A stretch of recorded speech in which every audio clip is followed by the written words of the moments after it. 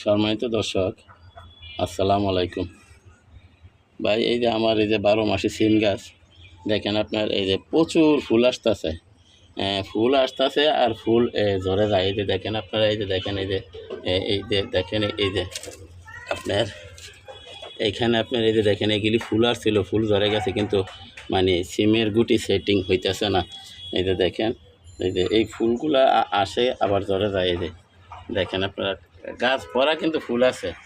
এই যে প্রচুর ফুল আছে। এই যে আমরা যদি একটু দেখি, প্রচুর ফুল আছে, প্রচুর ফুল, কিন্তু আপনার ফল সেটিং হইতেছে না, মানে সিম সেটিং হইতেছে না, আপনার কোনো গুটি সেটিং হইতেছে না। মানে আপনার এইখানে আমরা এখন কি করব এই গাছটারে?